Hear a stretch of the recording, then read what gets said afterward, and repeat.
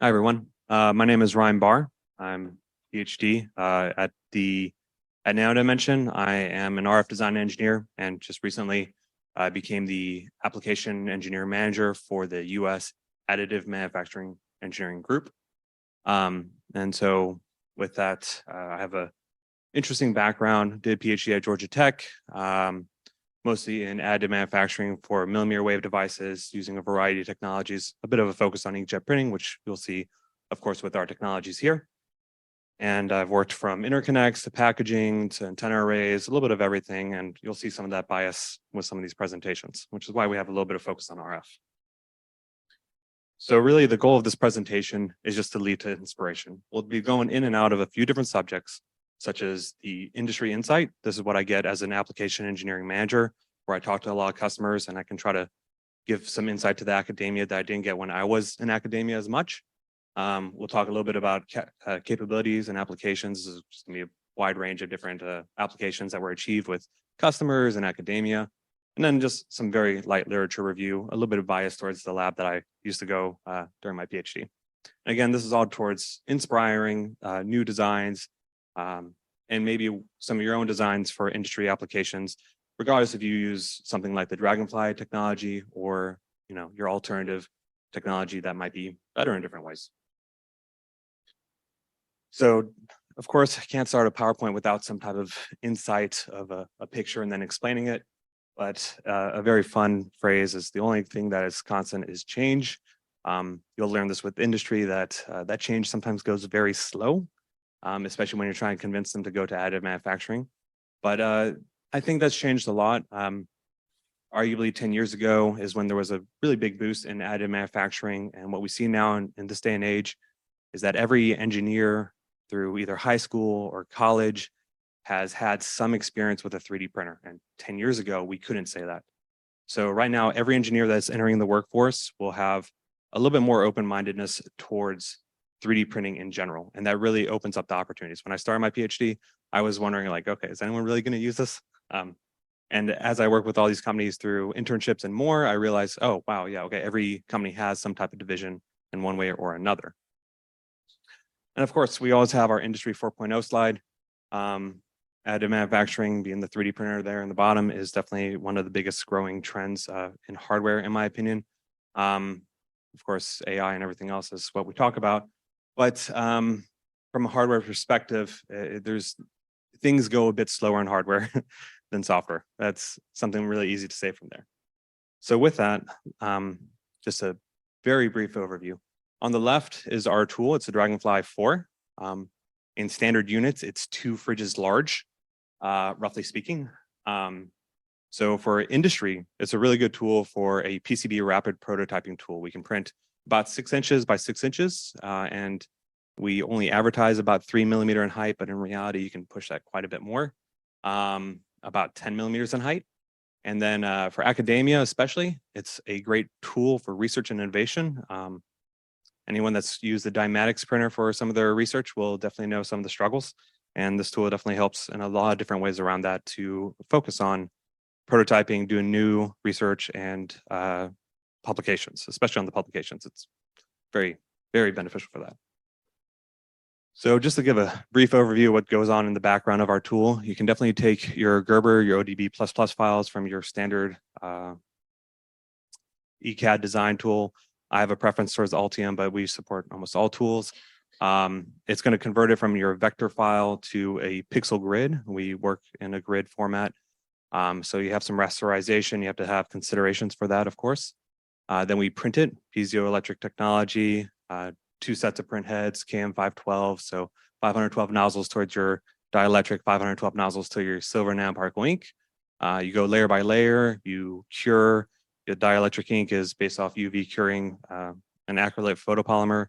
The nanoparticle ink is going to use infrared, about 3,000 watts of infrared to sinter and dry away the solvent. And you do this over and over again, and you can get some pretty nice 3D topologies, which we'll see some examples briefly. So to go to our general ECAD design rules, this is our one-pager that we provide most people. It's a great way to get started, but we can definitely exceed a lot of these specifications as you learn all the ins and outs of the tools. We just want to make sure that we lead people to success. So you're going to see these are moderate in specifications, but we also want any customer to take a off-the-shelf design that they already have, bring it into the tool, and start printing it without having to know the printer. So with that, these are kind of the quick and dirty numbers that allow you to print. Like I said, thickness at 3 millimeters, yeah, we can exceed that, but we're not going to tell them to because there's always more considerations as you explore new areas. So with that, which we should highlight, going back to this slide, is yes, on the industry side, it is a PCB rapid prototyping tool. And yes, you can also bring it for academia and do new designs that you can't print or fabricate in any other way. But really, what's really cool is we can use this vector on the left side to bring that innovation to these companies. And we've seen a lot of that where the customers can justify the purchase more for the PCB rapid prototyping tool because some customers, they can't bring their parts out of the company and it will cost time. You'll deal with months of lead time for some customers. I kid you not, we have some customers where they only get one board done every, I want to say 1 to 3 months, and now they turn that around into less than a week. A lot of DoD type stuff where ITAR and more can really come into play. But with that, we have a lot of them that are now that they've become familiar with the tool and they're using it and have the ROI on the PCB prototyping, they'll start exploring new designs, which we'll see some of them in a few slides. So part of that is we are competing against essentially 70 years of PCB manufacturing. There's a lot of characterization data, and honestly, that's all industry. I don't want to say all industry, but most of industry really cares about characterization. So I don't have all the data here. Please, reach out to us, and we'll show you our MSDS where we actually try to characterize everything with IPC standards and a variety of other standards. And we're actually working with IPC committees to get everything to be as predictable as possible. And so for some of our customers, especially for a flexible application, there isn't all the data there that we would have. Everyone has kind of a unique, or would want. Every customer has kind of a unique desire. Everyone's creative. And it means that for a new technology, we are defining the design rules a little bit as we go sometimes based off the applications of our customer needs. So in this case, we designed a very simple test board. This is just to test some of the flexible applications. And what we can see here is there a laser on this. I'm kind of a little bit scared that if I press the laser, I'll just shut everything down. No, we're going to skip the laser. So on the left side is just the test board. And with that, we have rigid ends that are about 1.2 millimeter thick, and the flexible center is about 320 microns thick. I have kind of a rough guidance on there. We have a white paper we can provide if you want to design some rigid flex with our technology. But in a small topology, really just a signal layer with a trace going through, and we measure it. And we put it through about 100,000 cycles or until Windows updates decides to restart the computer. With that, after 100,000 cycles, it stays relatively consistent. We can see there is some variation there, some type of repeated, I assume, movement of the cables during all of it. But relatively speaking, it was, I believe, less than 0.4% in the grand scheme of things, as far as plus or minus resistance variation. So pretty good. Over 100,000 cycles, we sent this to our customer after we got some initial data. And this leads to some more inspiration. So it's very difficult to show some industry projects because they, you have to get permission, and then most of them just say no. But then on the other end of things, you will get some people who will allow you to present some of their devices, but don't want to explicitly do an endorsement without running through their legal department. So with that, this one was provided, was a project we worked on with that data. And there's actually an integrated flex sensor that you can see with that coil at the top. And this was populated. It was excellent design, one of my favorites with flexible that I can present. So we're going to jump a little bit further back. This is some of the academic work that was done in the past. Again, a little bit of bias towards Tanzaris's lab because I came from it. But on the left, it shows some of the capabilities that you can just get with an inkjet printer, ranging from direct die interconnects for a MMIC package or MCM module. We have the ability, in this case, we were working at the KA band. Notice my name's not on any of the papers, so limited bias there. On the center is one of my favorite papers. That one's actually a reflect array.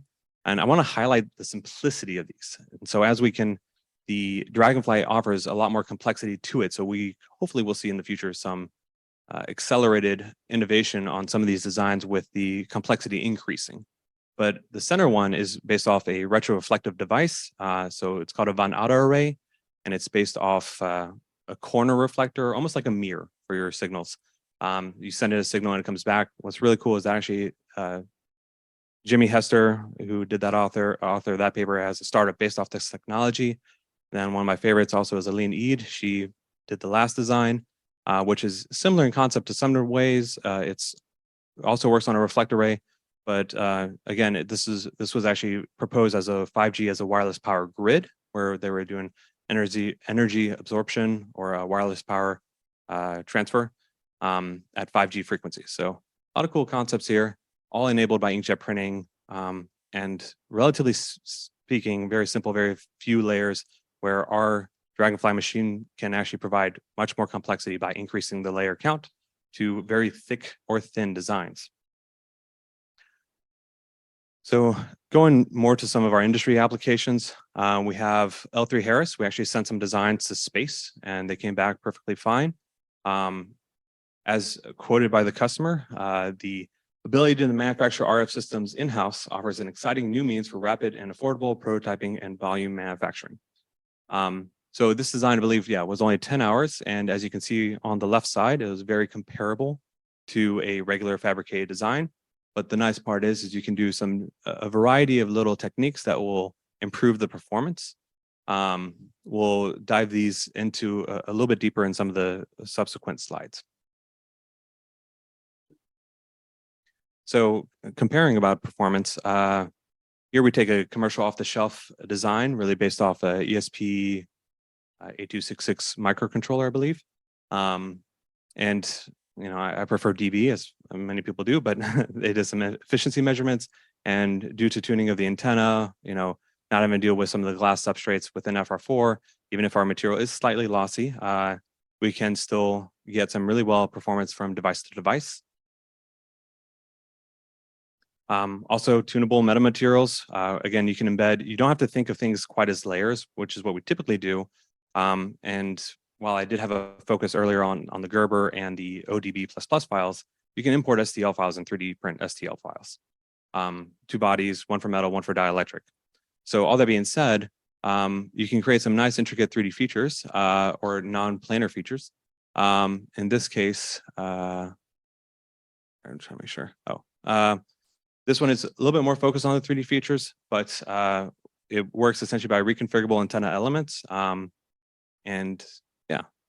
There's quite a few different things. Sorry, the next one. All right, here's kind of breaking it apart a little bit more on a different design. Again, we do focus on layers quite often, and this one does have a highlight on the layers.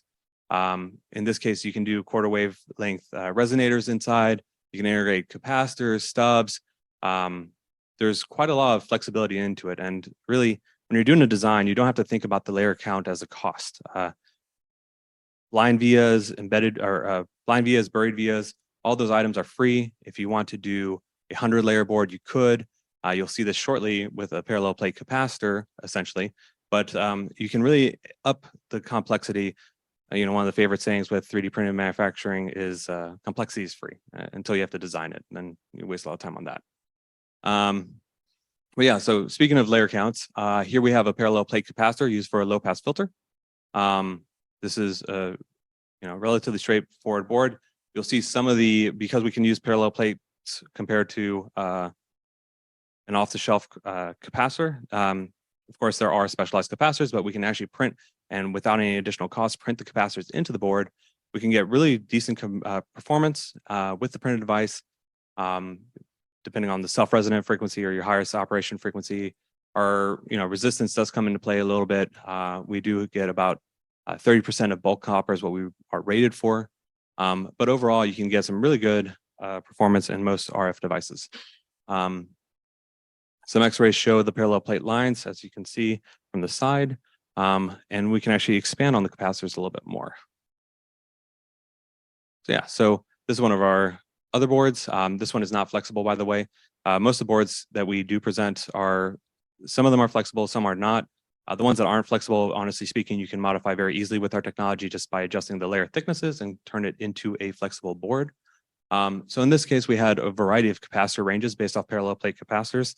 You can see it from bottom to top are the squares that are various capacitors just based off the surface area. The layer count is the same between all of them just to maintain that consistency. And this is just a simple 555 timer, lighting different LEDs with different lengths of times, with the capacitor characterized up to 3 gigahertz, about 100 picofarad. We do a lot of different benchmarks on the capacitors for different people, and you can usually control it down to roughly 1 or 2 picofarads pretty accurately. So with all that, there is a bit of control. Of course, you don't get quite the density with some of the other technologies just because we are limited by our dielectric specifically, which has a relative permittivity of about 2.8. Cool. And so then on the inductor side, here we do a nice comparison between printing a 2.5D inductor, which can be seen on the right side, versus a continuous helical coil, which can be seen on the left side. Specifically, you're going to see some improvements in the resistance, the inductance, the Q factor. Hopefully, WPI will be presenting some coils in the near future in a publication at 13 megahertz. But yeah, no, there's definitely a lot of interesting applications. We have some customers creating eddy current sensors using printed coil technology. So there is a lot of interest on that end of things as well, where you can do, where they used to wind them by hand, and now this really opens up a lot of applications where they can actually get better tolerances for their designs for these eddy current sensors by doing it with our technology. Unfortunately, I can't present that data, but this is your next best thing. And so with that, here's a nice variety of academic work as well, ranging from a Fresnel zone plate meta lens antenna to there's a few review papers that highlight a few different technologies, including bandwidth enhancement using some non-planar technology or non-planar topologies. We have the 3D printed systems with the in the top right, that's the Lockheed Martin collaboration. We have the meander antenna using additional deposition of additional materials on top of our printed materials.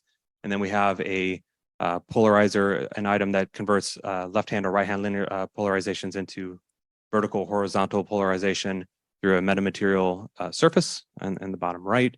All these publications, of course, you can see there's the DOI links, but feel free to reach out and we'll definitely give you direct links as well. And so with that, here just again, jumping a little bit into some of the subjects a little bit more in depth if you want to read just the first paragraph, but biggest thing to note is mostly the surface acoustic wave where they use their polyethylene naphtholate, not a material I pronounce too much, more read. And then the metamaterial lens, which was up to 18 gigahertz. So all that, there are applications I wish I could show, but just to highlight again the direction of some of industry. This is based off the applications I'm working with customers that I couldn't show today.